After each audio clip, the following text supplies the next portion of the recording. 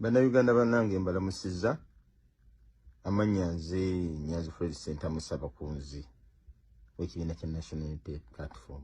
Nfunye amawulire ku internet wonna ganyiziza bannayuganda nange ne ganyiza nnyo. Nabyo ebifaananyi nga byesittaza.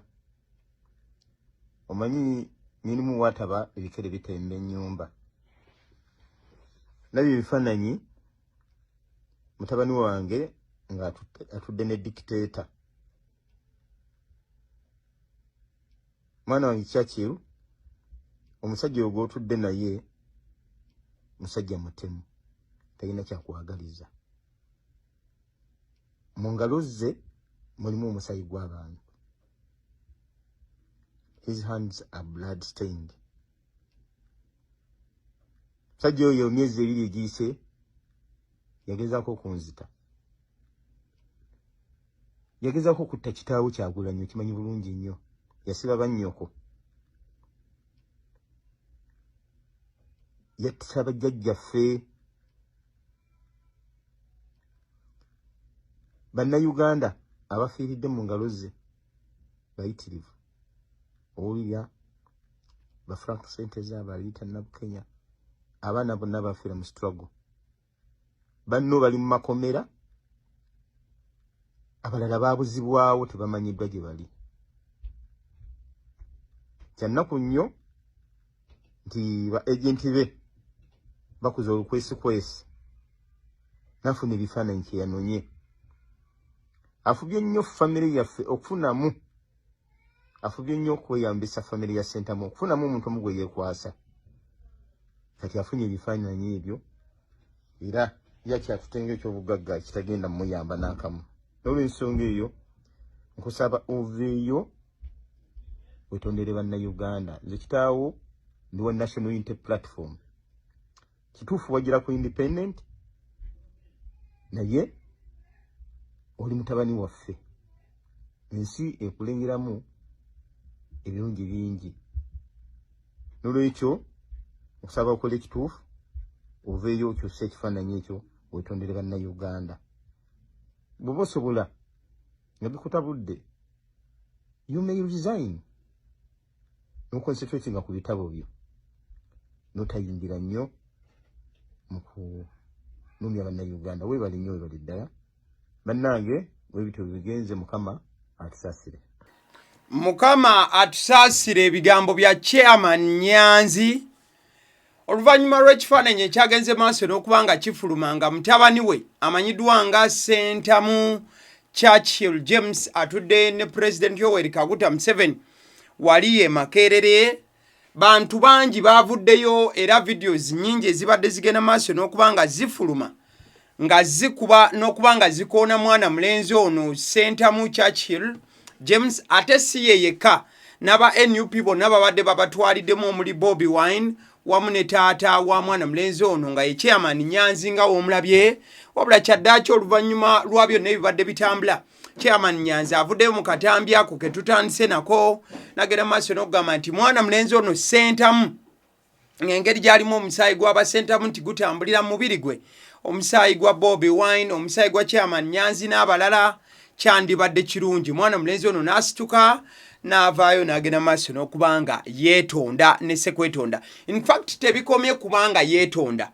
Chairman Nyanzi agamba nti mutabani we bwe kiba kisobose n'okurizayininga arizayininge oba omulimu oba ekifo kino akisuulewo. Abatamanyi ku bitonotono, mwana mulenzi Sentamu mutabani wa Chairman Nyanzi yakalondebwa kati weeks 2 emabega ng'ali mu bukulembeze obwa guild president oba obwa president wa Makerere University, nga egimu ku mikolo gye yasookedde ddala okubeerako guno gwabadde gumu ku jjo. Omukolo guno nno gwabadde gwa Innovation Week wali e Makerere University. Mukwano gwange n'amaaso n'okuba nti olaba era nga babadde bagulawo wiiki eyo eya innovation and research.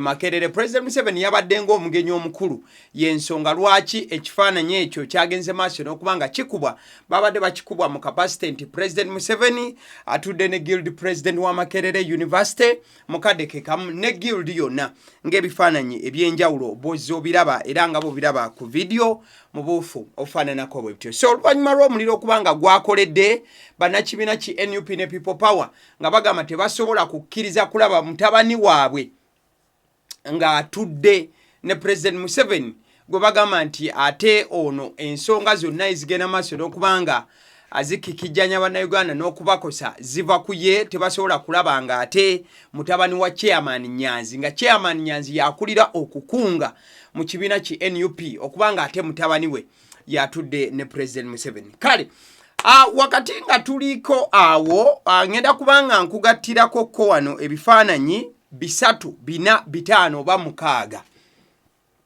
Ekibuuzo mwana mulenzi ono okusisinkana President Museveni oba n'afuna naye ekifaananyi wandibanga wabaddewo ko enkolagana oba okwegerezeganya okusukaawo abangi abagenda maaso n'okuba nti badifendinga ku sayidi emu bagamba nti mwana mulenzi ono nedda talina bubaka bwonna bwe yayogedde na President Museveni wadde nga yalabiddwako nga maybe boogera ebigambo nga 2, 3 mwana mulenzi ono n'asimiringa n'asitukawo oluvannyuma lwa moment eyo eyabaddewo eya ekifaananyi ate ne ka video akalala akakwatiddwa. Olunaku olwaleero njagala tracking back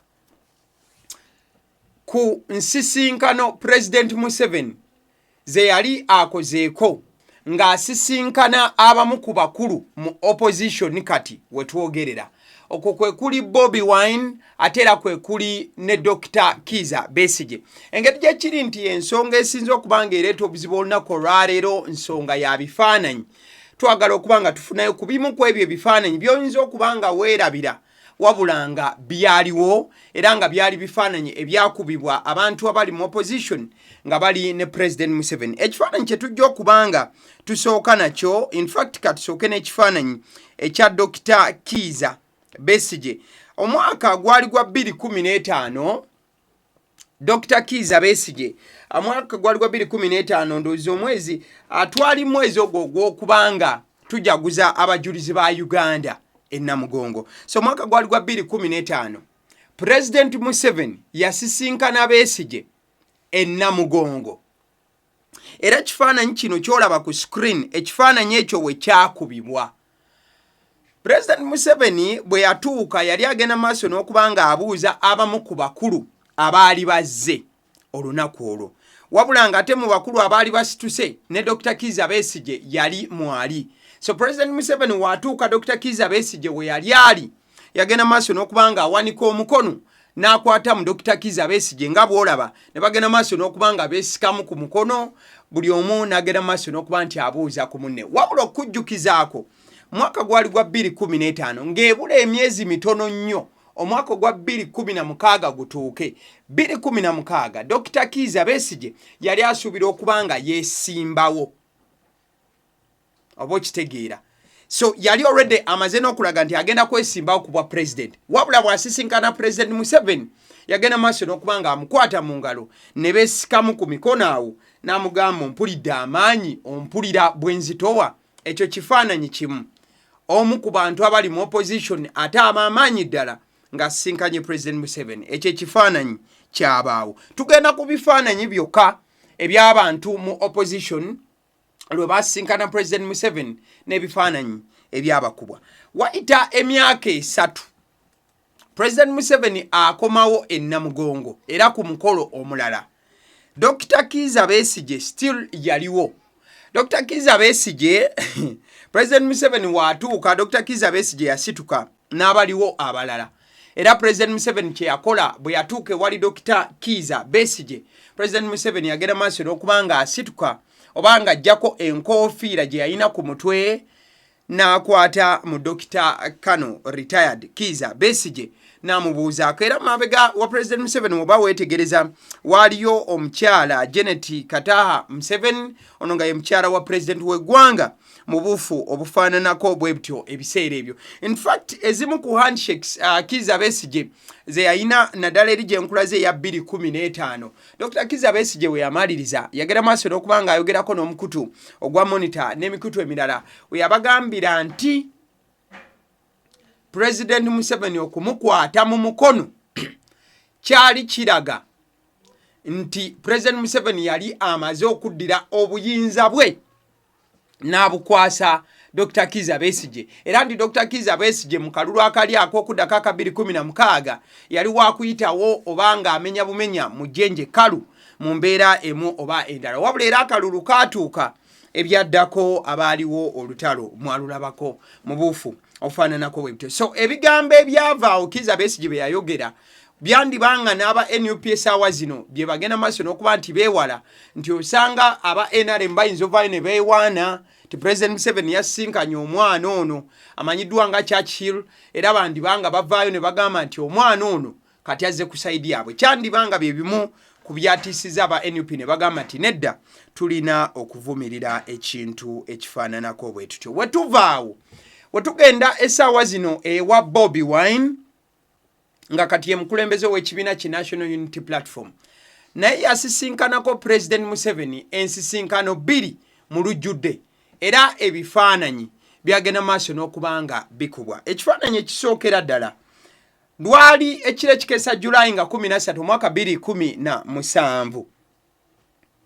Bobi Wine asooka okusisinkana President Museveni mu lujjudde 1-on-1, era President Museveni we yatuuka yagenda maaso n'okubanga akwata mu Bobi Wine n'amusikako mu mukono. President Museveni okubanga asisinkana Bobi Wine lwali lumbe oba kwali kubeera nga bali mu mafiirwa agawo mugenzi Sebaana Kizito.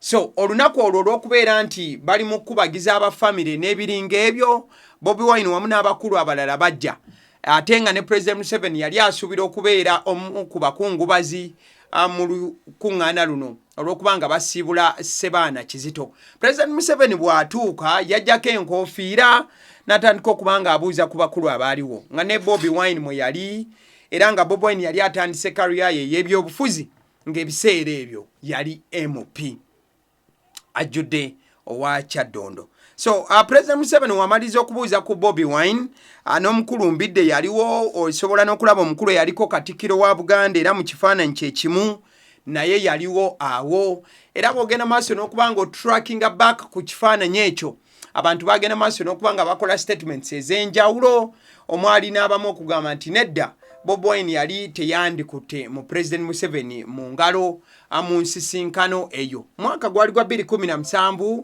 ennaku z'omwezi zaali 13 Julayi ekiro ekikeesa kwolwo mu buufu ofaananako bwetyo. Wetubanga tumaliriza ensisinkano ya President Museveni ne Bobi Wine mu kifaananyi ekyo ekifaananyi kyaliwo 2017 tutambula mu mwaka gwe gumu omwezi gwa September, that means July white omwezi gumu gwa August, Bobi Wine naddamu n'asisinkana President Museveni. Bano basisinkana mu gye wandiise the annual Nelson Mandela lecture. Waliwo lecture eyo egenda maaso n'okubanga etegekebwa buli mwaka bwe baba bagenda maaso n'okucelebratinga Nelson Mandela n'ebiringa ebyo. Kyesanga nga Bobi Wine y'omu ku ba speakers oba abamu ku baali ab'okubaawo ku mukolo guno n'okuba nti bateeseganya ku byonna ebyali bitambula n'okujjukira Nelson Mandela, wabula ng'ate ne President Museveni yalina okubeera mu kifo kyekimu.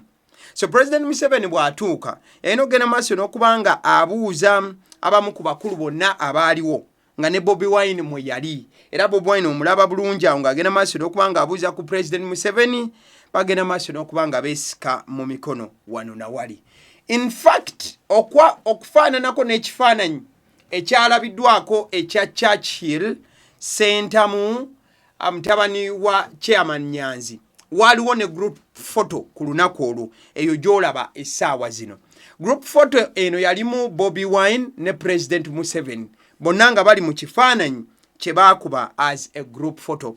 Bob Wine yali ataddeko galubindi eza black nga bwolabaawo ku mukono guno ogwa ddyo bw'oba olaba waliwo afanda waliwo n'omukulu addako then Bobi Wine ate President Museveni yali wakati mu kifaananyi ekyo ng'alinaanye omukyalo oyo gw'olaba ayambadde ekitenge oba ekitengi nga bwe musobola okugenda maaso n'okubanga mukiyita. So ekibuuzo kiri kimu, bannabyabufuzi ab'enjawulo oba ba politicians bonna abasinze bwe basisinkana President Museveni, bannamawulire bo babeerawo era abakamera babeerawo as a must ogenda maaso n'okuba nti bakuba ebifaananyi.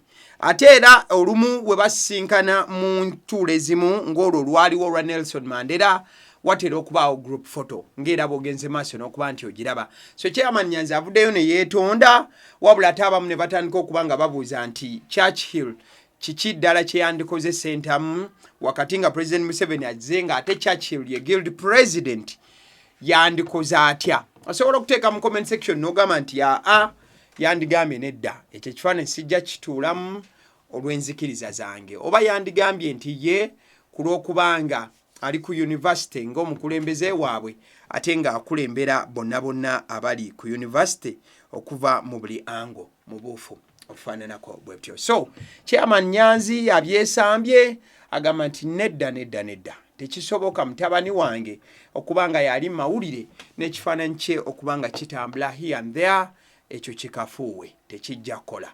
Abasiddi omusonsoze erinnya eryange agaliwo gwe mukutu kwe tuli gera maaso n'okuba nti vidiyo eno ogirayikinga. Thank you so much. Mwebale nnyo nnyini ddala.